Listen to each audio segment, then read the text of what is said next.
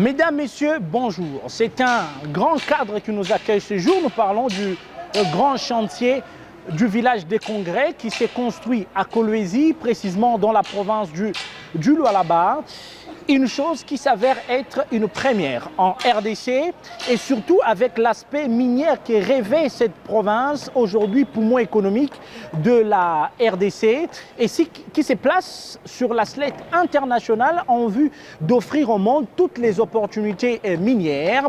Et aujourd'hui au village des Congrès, à ce qu'il s'agit de ces grands chantiers, son importance n'est plus à démontrer car il servira de la tenue de grandes rencontres internationales et salons d'enjeux économiques et internationaux capables de propulser la province sur l'orbite économique mondiale. Mais alors, réforme minière initiée par Fifi Masuka Seyni, ces cadres s'avèrent être d'une importance capitale car ils contribuent dans l'exécution de toutes ces réformes.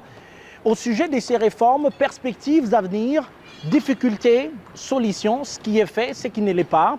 Nous en parlons tout de suite avec l'un des plus grands experts de ces secteurs dans la province du Lualaba. Il s'est livré à nos micros et sur notre plateau.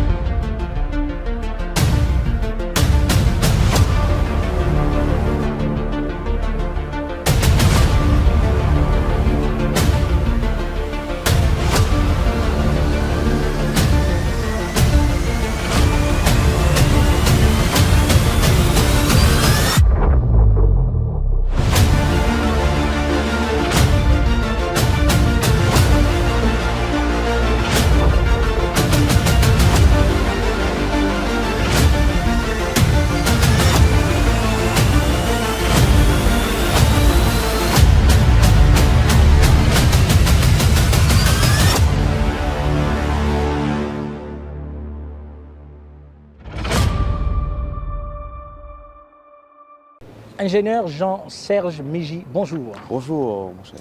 Alors, je rappelle plus rapidement que vous êtes acteur politique, œuvrant dans la province du Lualaba, surtout, je dois le souligner, de la grande famille politique de son Excellence Fifi Masuka Seyni, et puis en même temps, vous êtes expert sur les questions minières. Alors, nous allons aller plus rapidement. Quelles sont les réformes minières initiées sous l'intérim de Fifi Masuka Seyni? Et je rappelle l'intérim qui venait à peine de prendre fin parce qu'aujourd'hui nous parlons d'une gouverneure élue et investie. Qu'est-ce qu'on retient? Bon, avant d'abord de répondre directement à votre question, je voulais faire évoquer une disposition qui montre la compétence d'un gouverneur de province de pouvoir interagir dans certains domaines.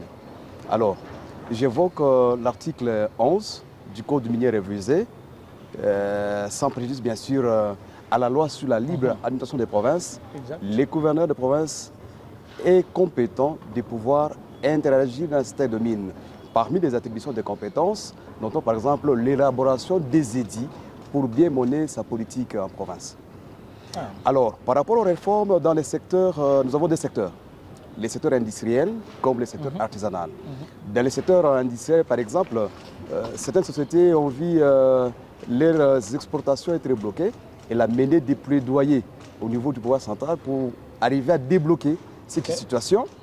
Mais aussi, elle a incité d'autres sociétés, entités de traitement à pouvoir signer des cahiers de charges avec les communautés impactées par les projets. Et elle en a pris des arrêtés portant approbation des cahiers de charges qui constituent des engagements entre les titulaires des droits miniers avec les communautés impactées par les projets miniers. Ça, c'est dans le secteur industriel. Mais dans l'artisanat aussi, elle a mené des réformes. En fait, d'abord, elle a compris qu'il fallait encourager beaucoup plus les transferts locaux des minéraux que les transferts hors province. Parce que ça a un but parfait de pouvoir alimenter beaucoup plus d'entités de traitement. Plus on traite localement ici, plus il y a aussi un impact sur la redevance. Ok, mais on connaît beaucoup de débats aujourd'hui dans l'opinion. On dit qu'il n'y a pas de retombées sur toutes ces réformes. Quelles peuvent être des retombées directes ou indirectes de tout ce qui a été initié dans le secteur minier? Bon, la liste elle est exhaustive, hein, mais je vais épingler quelques retombées du secteur minier. Par exemple, vous allez voir qu'elle a par 2 fois, elle a revu les 10 portants budget rectificatifs et c'était à la hausse, pas à la baisse. Okay. Ce qui veut dire qu'elle a eu des moyens suffisants pour bien mener sa politique. Et les secteurs générateurs de recettes, c'est beaucoup plus le secteur de mine. Donc si le budget rectificatif a été revu à la hausse, ça veut dire que l'AI a impacté d'abord à la base pour que ceci soit revu.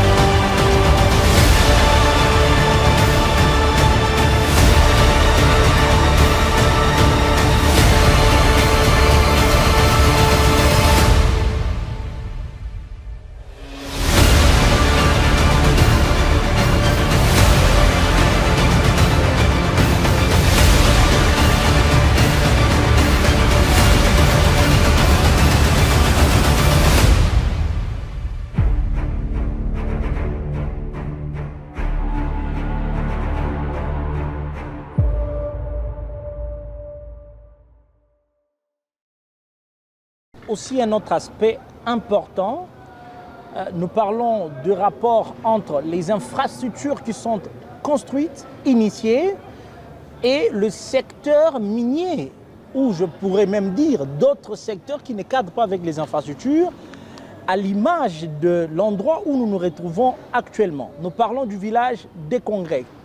Quel est le bénéfice du secteur minier dans le village de Congrès?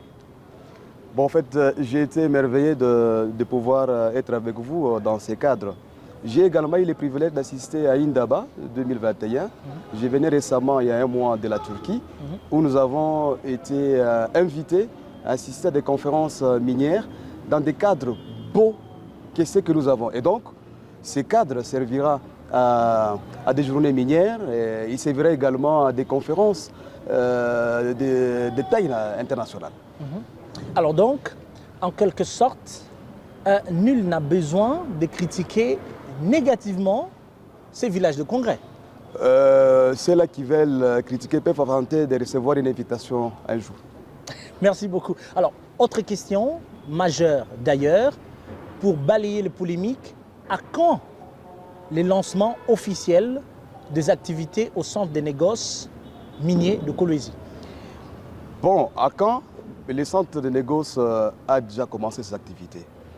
Dans sa partie avec les laboratoires de CSC, on prend la charge des analyses des produits miniers d'origine artisanale comme industriels. Okay.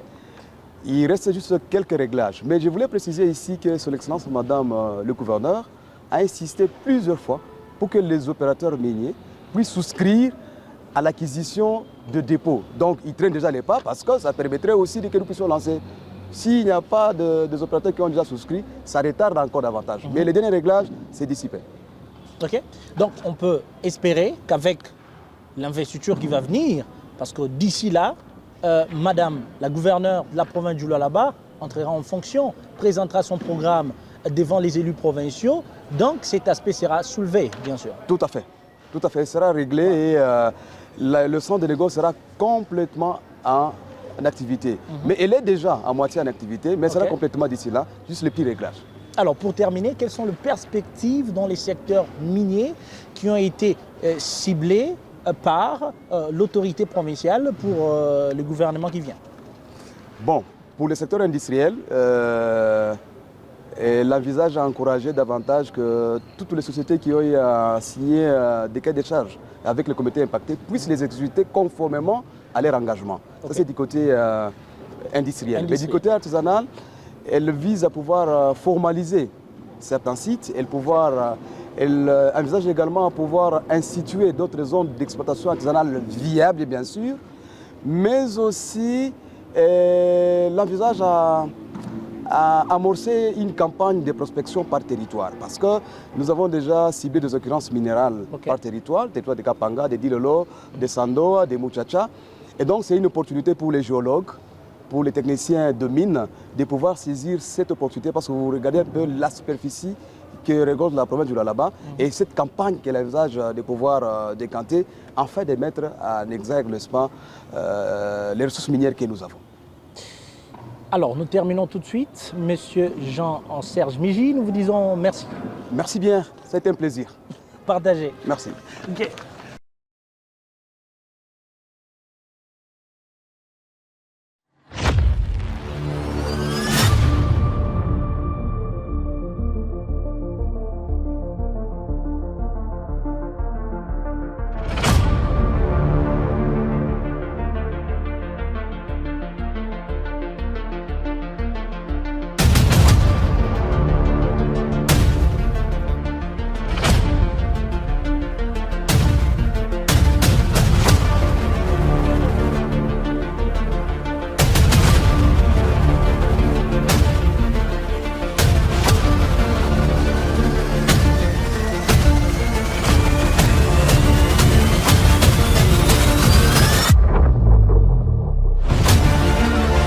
Réforme du secteur minier au Lualaba sous Fifi Masuka Saini, construction du grand village de Congrès, une première en République démocratique du Congo. Ce qui est fait, ce qui ne l'est pas, perspective d'avenir, retrouvez-nous cette semaine dans Lualaba Mag sur vos écrans et sur toutes nos plateformes numériques.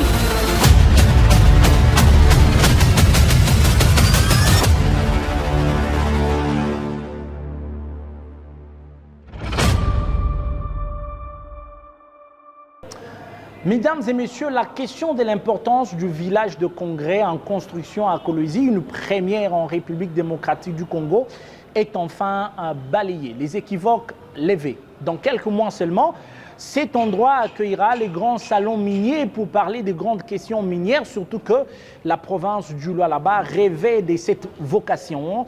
Voilà donc, vous nous avez compris, c'est la fin de ces grands rendez-vous. On se retrouve très prochainement sur un autre sujet qui cadre avec l'action gouvernementale au Lualaba, pilotée par son autorité provinciale, Fifi Masuka Seini. Au revoir et à la prochaine.